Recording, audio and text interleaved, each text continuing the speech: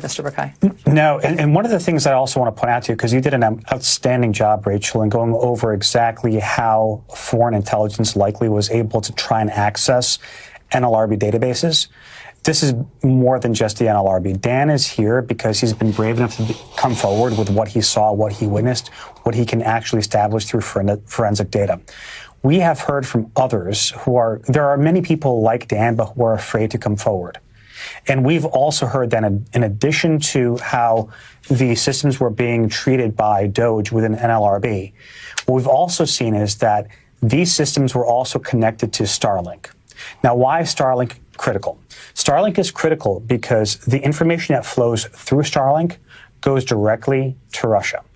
What has happened was back in last year, the Department of Defense has stopped using Starlink in any way, shape, or form because that is viewed as a direct pipeline there. And this is something that is also being seen in other agencies, not just NLRB.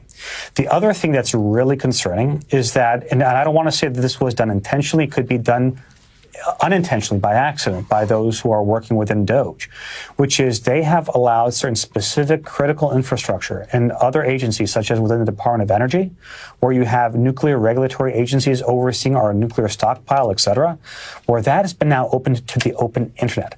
So critical infrastructure throughout the country has unfortunately been provided access to the open internet, which means our foreign adversaries like Russia can and may have access to all of that.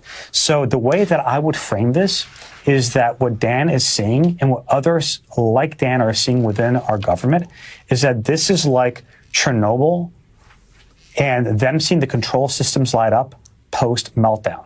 This is where we are. Yep. Let me be clear on the issue of foreign access to NLRB systems. What you saw, Dan, is a Russian IP address. So you can spoof an IP address. It could be somebody pretending to be in Russia and not actually being there.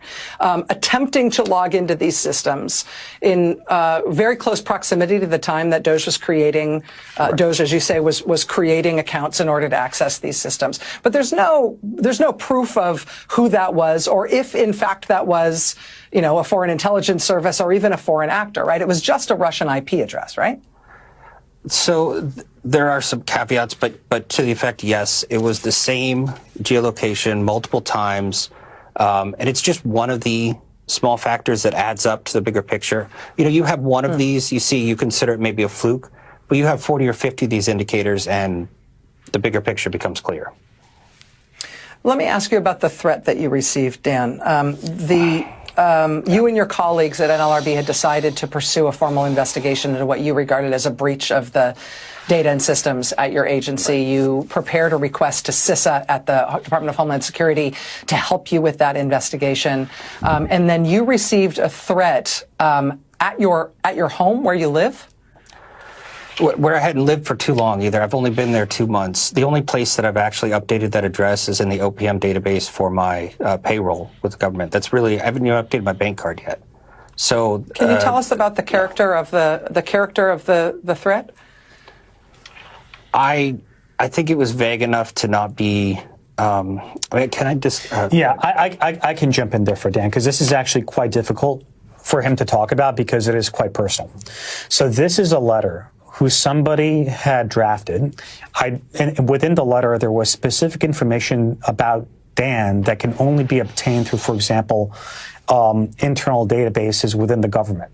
Because it's not anything, and we've had individuals conduct an investigation. We've had our own investigative team conduct an investigation to see whether or not any of this is really easily accessible online, and it's not. And so there is information that very few individuals would know. It could be something that was submitted to the government on an SF-86, a security clearance background investigation, et cetera. And the fact that he's only been at this residence for 2 months or less. We have that. We have the fact that somebody literally figured out where he lives, taped this note to his door, and flew a drone above him while he was walking his dog.